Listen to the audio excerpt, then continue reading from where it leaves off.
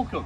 So excited to be presenting this 2014 Triumph Factory Works race bike. It is a Triumph 675R.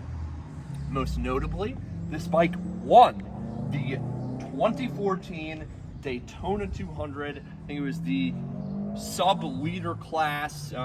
Actually, this bike was sort of specially created. The class was really specially created because they didn't want liter-powered bikes at Daytona. If I'm not mistaken, it would have been too death-defying, too crazy. So they lowered the displacement and crafted this rocket ship of a bike right here. It weighs absolutely nothing. I've been riding a multi-strada like almost all week, and getting onto this after the multi-strada is just, it's insane. This is like a total featherweight. I love the livery. It's got all of its original graphics, all that good stuff.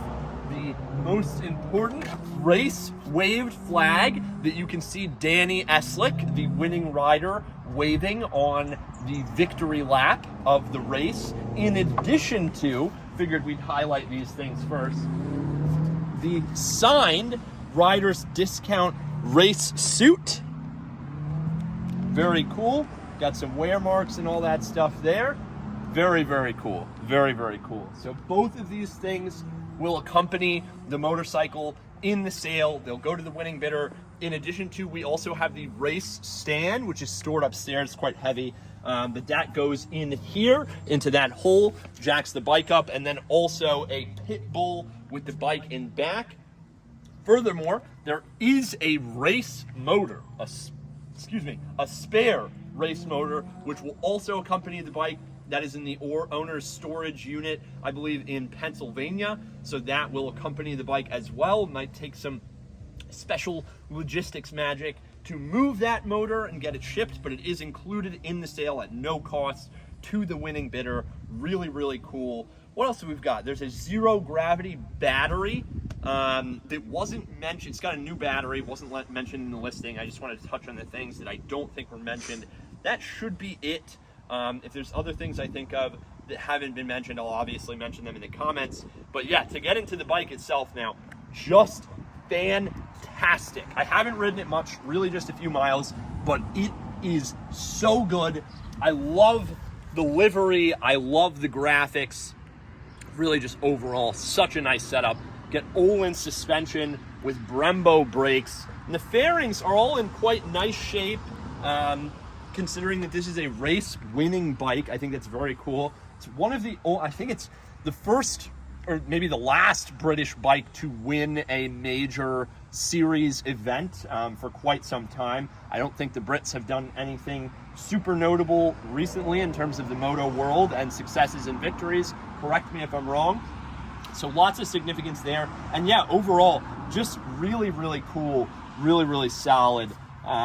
Let's do a quick walk around, look for any damage. It's a little bit of hairline cracking here, a little bit of cracking here. It looks like it's been touched up. Bit of a rock chip there, little bit of a chip there. This is looking good. All around, very, very solid. Very, very solid. Grips in nice shape. Obviously Brembo.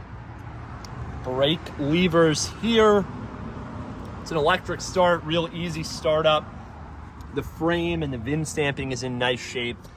Down below, same thing. Move the flag. Rest of the fairing looks great.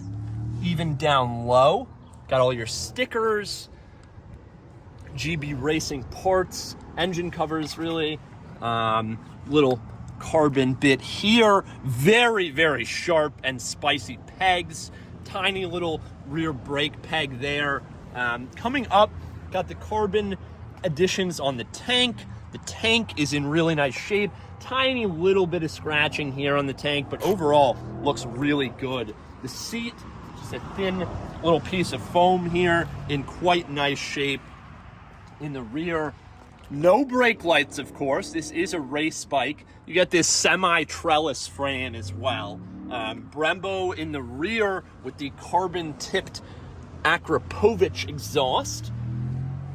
I love the carbon accents on this, like the carbon bands for the exhaust, all that stuff.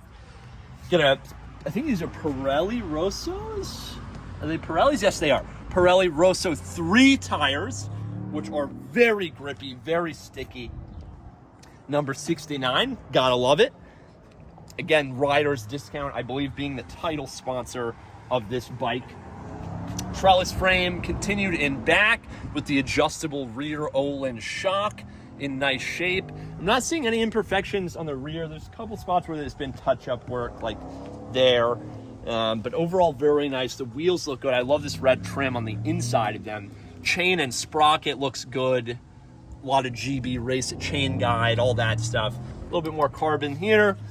AP pegs, peg supports. And again, these very sharp pegs here. Tons of grip. On the left side, just aftermarket coolant fittings here. Samco custom hoses. Kickstand, of course, so it's not just a race stand bike. And down below looks good. Not any abrasion or paint missing. This side of the fairing, the hoist does start to cut in a little bit to the body here, so you do have a little bit of that like wood fiberglass kind of coming apart just a little bit right there, but otherwise really in nice shape for this side of the fairing. Handlebars look great. Tank looks great. Frame in really nice shape. All your buttons as they should be. Clutch obviously on the left side. And then yeah, for the front left of the bike, not really any paint imperfections either, just a couple clear coat chips there, little nick there, little abrasion there, but overall really nice. That oil droplet is from a Jaguar that we just had parked here. And yeah, the dual Brembos just look fantastic on this thing. The stopping power is insane. So insane. So let me give it a cold start here. I'll grab the pipe. Nice and cold. Nice and cold. I mean, it's hot out today, but you know what I mean. Hop on. So 1 button, 2 button, 3 button. Dash goes on. This is the AM MXL2 race dash. Starter buttons here. I'm in first gear, so clutch in. No gas.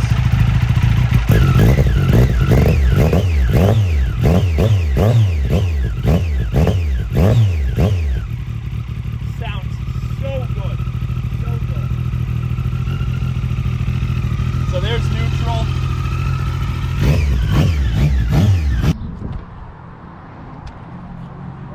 Yeah.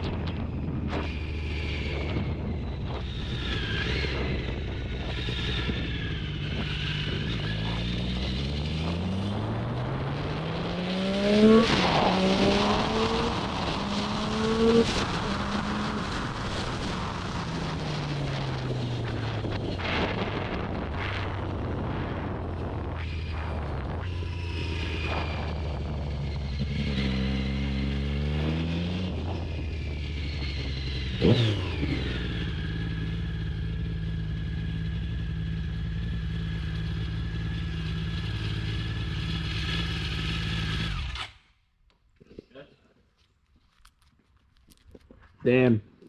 You hear me ripping it? I heard you pull up. Are you leaving it right there? No.